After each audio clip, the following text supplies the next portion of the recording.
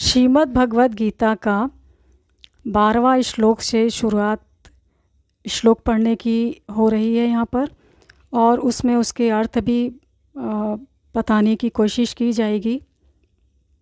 श्रीमद् भगवद गीता का अध्याय 2 श्लोक 12। न त्वेवाहं जातुनासं न त्वं नेमे जनाधिपाः न चैव न भविष्यामः सर्वे वयमतः परम्। श्री कृष्ण भगवान अर्जुन से कह रहे हैं, न तो ऐसा ही है कि मैं किसी काल में नहीं था, तू नहीं था, अथवा ये राजा लोग नहीं थे, और न ऐसा ही है कि इससे आगे हम सब नहीं रहेंगे। देहिनो अस्मिन् यथा देहे कौमारं यौवनं जरा तथा देहांतर प्राप्तिर धीर इस्तत्र न मुहति। यह 13वां श्लोक है अध्याय 2 का श्रीमद् भागवत गीता जी का। इसका अर्थ यहाँ पर है, जैसे जीवात्मा की इस देह में बालकपन, जवानी और वृद्धावस्था होती है, वैसे ही अन्य शरीर की प्राप्ति होती है। उस विषय में धीर पुरुष मोहित नहीं होता। आत्मा शाश्वत है, आत्मा की कभी मृत्यु नहीं होती। आत्मा जो है शरीर धारण करती है, शरीर का जन्म होता है, शरीर की मृत्यु होती है, आत्मा हमेशा रहती है।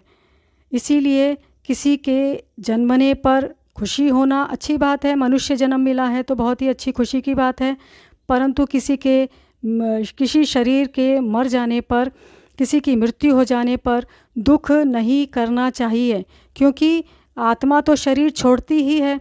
आत्मा हमेशा शरीर धारण करती है अपने कर्म बंधनों के हिसाब से, प्रारब्ध के अनुसार और दिव्य योजना के हिसाब से, और फिर वह उस शरीर को छोड़ती है। और जब शरीर को छोड़ती है कि तो शरीर की मृत्यु होती है। इसके लिए शोक नहीं करना चाहिए। श्री कृष्ण अर्जुन से कह रहे हैं 14वें श्लोक में, मात्रा स्पर्शास्त्रु कौन्तेय शीतोष्ण सुख दुखदाह आगमा पायिनो अनित्या स्थान स्थितिक्षस्व भारत। हे कुंती पुत्र, सर्दी गर्मी और सुख दुख को देने वाले इंद्रियों और विषयों के संयोग तो उत्पत्ति और विनाशशील और अनित्य हैं, इसीलिए हे भारत उनको तू सहन कर। यहाँ अर्जुन को कुंती पुत्र भी कहा है और भारत भी कहा है।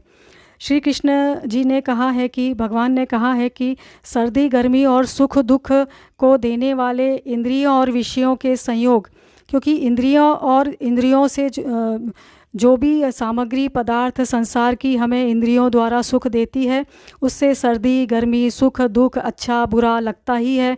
तो ये तो सब उत्पत्ति और विनाशशील हैं, यानी तो ये हमें मिलते हैं और क्षणिक होते हैं सुख, और ये सुख खत्म भी हो जाते हैं।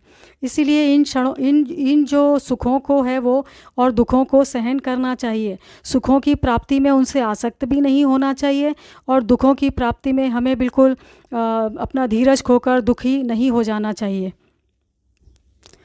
यम ही न व्यथ यन्त्येते पुरुषम पुरुषर्षभ समदुख सुखम धीरम सो अमृत त्वाय कल्पते। यह 15वां श्लोक है श्रीमद् भगवद गीता जी के 2 अध्याय का। श्री कृष्ण भगवान कह रहे हैं अर्जुन से, क्योंकि हे पुरुष श्रेष्ठ, दुख सुख को समान समझने वाले जिस धीर मनुष्य को ये इंद्रियों और विषयों के संयोग व्याकुल नहीं करते, वह मोक्ष के योग्य होता है। जो भी मनुष्य है ना, जो भी मनुष्य अपने आप को जान लेता है कि वह परमात्मा की संतान आत्मा है, और वह सुख दुख जो शरीर के द्वारा, इंद्रियों के द्वारा जो सुख दुख मिल रहा है, जो संसार के द्वारा जो सुख दुख मिल रहा है, उससे वह व्याकुल नहीं होता है, तो वह मोक्ष का अधिकारी हो जाता है, मोक्ष के योग्य हो जाता है। ऐसा भगवान श्री कृष्ण ने कहा है श्रीमद् भागवत गीता के 15वें श्लोक में अध्याय 2 में। अब 16वां अध्याय है। अभी 16वां श्लोक है अध्याय 2 का। नासतो विद्यते भावो ना भावो विद्यते सतः उभयोरपि दृष्टो अंतस्त्वन यो स्तत्वदर्शिभिः। इसका अर्थ बताया गया है, असत वस्तु की तो सत्ता नहीं है और सत का अभाव नहीं है, इस प्रकार इन दोनों का ही तत्वज्ञानी पुरुषों द्वारा देखा गया है। यहाँ पे सत वस्तु आत्मा है, परमात्मा है, ऐसा माना जाता है, जो शाश्वत है, सदा है, हमेशा है, जिसका कभी अंत नहीं होता, अजन्मा, अजर, अमर, अविनाशी परमात्मा और परमात्मा का अंश आत्मा।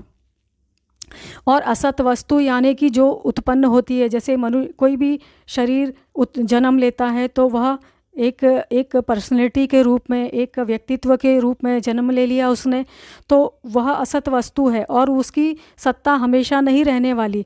उसका एक निश्चित समय है, कभी ना कभी उसकी मृत्यु होगी। जो भी चीज़ बनती है इस संसार में, उसकी जो भी जन्म लेता है उसकी मृत्यु होती है। जो चीज़ बनती है वो मिटती भी है।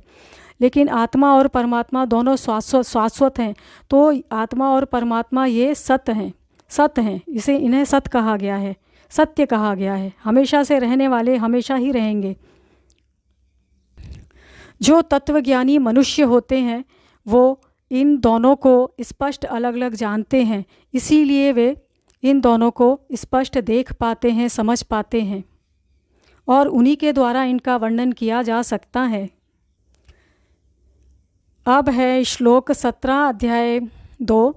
अविनाशी तु तद्विद्धि येन सर्वमिदं ततं विनाशमव्यस्यास्य न कश्चित कर्तुर्महर्ति।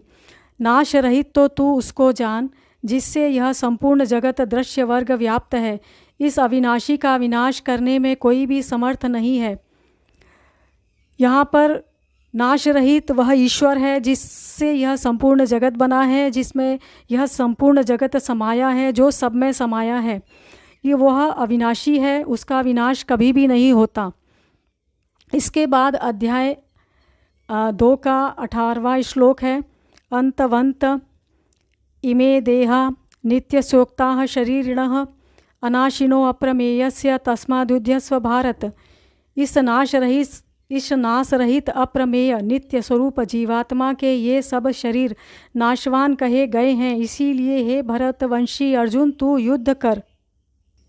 यहाँ पर उस ईश्वर के से जो उत्पन्न परमात्मा है, आत्मा है, ठीक है, और यहाँ पर जीवात्मा यानी जो आत्मा किसी जीव में अभिव्यक्ति कर रही है, जैसे मनुष्य शरीर में, तो ये जो जीवात्मा है वह तो नाश रहित है, लेकिन वह जो शरीर धारण कर रही है वह नाशवान है। चाहे वह कोई भी शरीर धारण करे, किसी भी प्रकार का शरीर धारण करे, सारे शरीर जो हैं उनकी जन्म होता है तो उनका मृत्यु भी होती है। इसीलिए श्री कृष्ण ने कहा है, अर्जुन को समझा रहे हैं कि हे भरतवंशी तू युद्ध कर, क्योंकि जो धर्मयुक्त युद्ध है उसको करना सबके लिए भला होता है।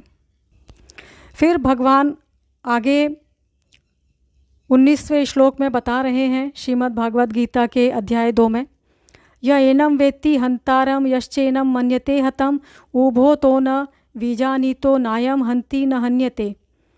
भगवान कह रहे हैं कि जो इस आत्मा को मारने वाला समझता है तथा जो इसको मरा मानता है, वे दोनों ही नहीं जानते, क्योंकि न तो आत्मा वास्तव में न तो किसी को मारता है और न किसी के द्वारा मारा जाता है।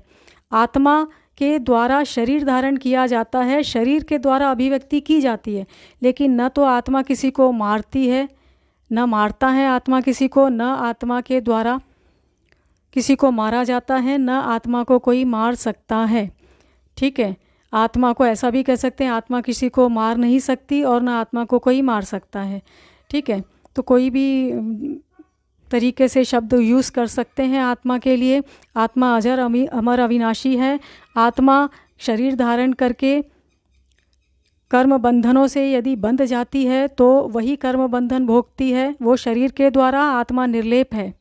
आत्मा इसीलिए हर मनुष्य को स्वयं की पहचान जरूरी है, सेल्फ रियलाइजेशन जरूरी है, ताकि वो अपने आप को आत्मा जान ले, शरीर मन बुद्धि सांसों से परे, तो अपने वह कर्म बंधन काटे और मोक्ष के योग्य हो जाए। जीते जी शरीर की मृत्यु से पहले ही मोक्ष का अधिकारी होना बहुत महत्वपूर्ण बात है और यह मनुष्य जीवन का लक्ष्य भी है।